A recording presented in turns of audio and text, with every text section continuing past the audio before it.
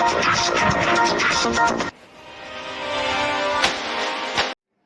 जायका railway station gate number 2 के सामने संतोष नगर ग्राहकों के लिए विशेष सुविधा veg non veg fast food एवं स्वादिष्ट व्यंजनों का आनंद ले, बैठने की उत्तम व्यवस्था, स्वच्छता का विशेष ध्यान, एडवांस बुकिंग एवं पार्सल सुविधा, kitty party, birthday party, officially party, meeting, press conferencing hall एवं पार्किंग की विशेष सुविधाएं। आपका अपना रॉयल जायका रेस्टोरेंट में एक बार अवश्य पधारे। आपका स्वागत। जोमेटो के द्वारा होम डिलीवरी की सुविधा भी उपलब्ध है। दिए गए नंबर पर संपर्क करें 9829463728 या 9460179786 पर।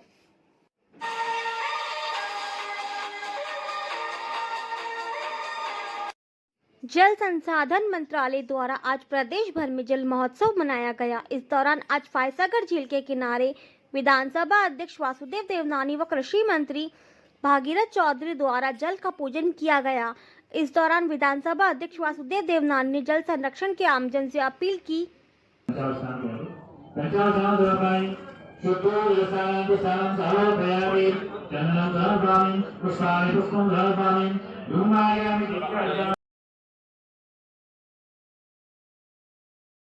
क्योंकि पानी तो अपने भारतीय संस्कृति के साथ जुड़ा हुआ है और इसके लिए आवश्यक है। अभी आपने देखा जब अपने सरोवर की पूजा की उस समय देखिए हमारा ये जो प्रदेश है विशेष तौर से यहाँ 3 वर्ष में 2 वर्ष वर्षा कम होती है, 1 साल वर्षा ठीक होती है।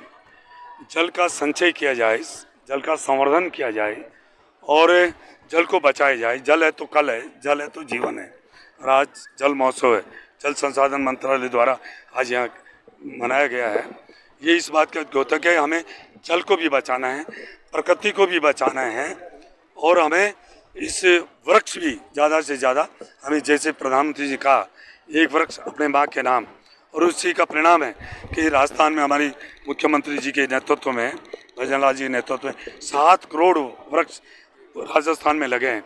उनको वृक्षों को हम बचा लेंगे और बचेगा कब, उसमें जल चाहिए। मैं तो हमेशा फॉरेस्ट डिपार्टमेंट कहता हूँ कि जब से देश आज़ाद हुआ तब से लेकर अब तक अरबों रुपए फॉरेस्ट के अंदर अनुदान आता है, बजट आता है, वृक्ष लगते हैं परंतु कहीं दिखते नहीं है। कारण उसका है वृक्ष लगाने का तो प्रावधान है परंतु उसमें पानी देने का प्रावधान नहीं है। बच्चे से भी ज़्यादा संरक्षण वृक्ष किया जाता है। जब छोटा पेड़ होता है तो उसकी रख रखाव करने पे जब बड़ा हो जाता है उसके बाद कोई दिक्कत नहीं आती है।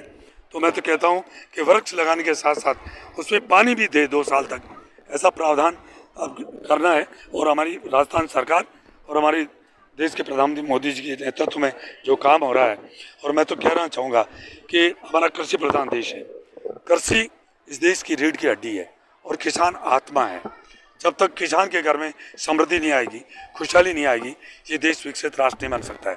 परंतु खुशी की बात है कि हमारे देश के प्रधानमंत्री नरेंद्र भाई मोदी जी के नेतृत्व में जो 10 साल में इस देश के किसानों के लिए, चाहे किसान सम्मान निधि देने की बात हो, चाहे MSP बढ़ाने की बात हो, चाहे कृषि बजट और बढ़ाने की बात हो, और जो किसानों को जब खराबी के ऊपर मुआवजा देने की बात हो, 10 साल में जो किया विकास देश की आज़ादी के बाद करते तो आज किसान के घर में समृद्धि आती।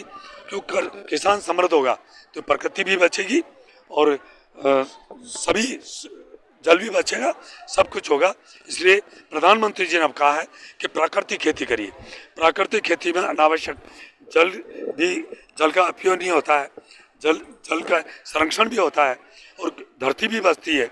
इसलिए अब प्रधानमंत्री मोदी जी के नेतृत्व में इस प्रकृति को बचाने के लिए, इस धरती माता को सुरक्षित रखने के लिए, जल को भी बचाने के लिए, इस वायुमंडल को बचाने के लिए सारे जो उपाय है वो सब किए जा रहे हैं।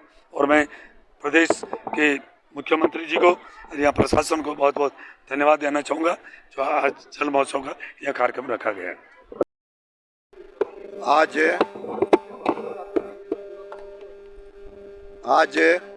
राज्य सरकार द्वारा जो जल महोत्सव का कार्यक्रम आयोजन किया वास्तव में अभिनंदनीय है, क्योंकि जिस तरह से इस बार प्रकृति ने हमारे ऊपर बहुत कृपा की है और विशेष रूप से अजमेर ज़िले के 83% तालाब भरे गए और अपने रूप से अन्ना सागर, फाई सागर जो 40 वर्षों के बाद दूसरी बार ओवरफ्लो हुआ है, पुष्कर है, ऐसे सभी जो तालाब वो भरे हैं, मैं समझता हूँ कि प्रकृति की देन है।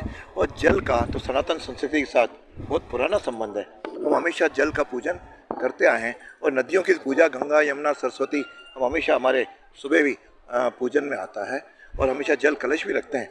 तो ऐसे समय जब प्रकृति हमारे साथ है, उसमें जल महोत्सव मना करके एक आम जन में संदेश देने का प्रयत्न किया है कि हम जल का संरक्षण भी करें, जल का संवर्धन भी करें, जल की गुणवत्ता भी देखें और जल का सदुपयोग भी करें। तो हम सब लोग मिल करके इस भारत जो विकसित राष्ट्र है और उसमें किसान उसके मूल में, और किसान बिना पानी के कोई खेती होती नहीं, इस प्रकार होकर के हम यहाँ का आगे धन धान्य संपन्न हो, सब लोग खुशहाली जीवन करें। और विष्णु भगवान जिसका यह उत्सव प्रतीक है और आज के दिन अपने योग निद्रा से करवट भी लेते हैं, तो ऐसे अवसर पर इस प्रकार का कार्यक्रम करना हमें एक नई ऊर्जा और नई प्रेरणा देता है। मतलब हम सब लोग इससे प्रेरणा लेकर के जल के बचाव के सदुपयोग के संकल्प लें, नई पीढ़ी को विशेष रूप से अवगत कराएं। और अजमेर में जिस प्रकार की स्थिति बनी इस बार जल भराव की, उसके लिए भी अपना ड्रेनेज सिस्टम को भी ठीक करने के लिए प्रशासन को हमने निर्देशित किया है। मैं समझा आगामी वर्षों में बरसात ऐसी होती रहे, लेकिन हम ड्रेनेज सिस्टम ठीक करते हुए जन को किसी प्रकार का कोई दिक्कत ना आए, इसलिए हम मिल करके जल के संवर्धन में सहयोग करेंगे। मैं एक बार पुनः जय झूलनी एकादशी की सबको अपनी ओर से शुभकामनाएं देता हूँ, बधाई देता हूँ।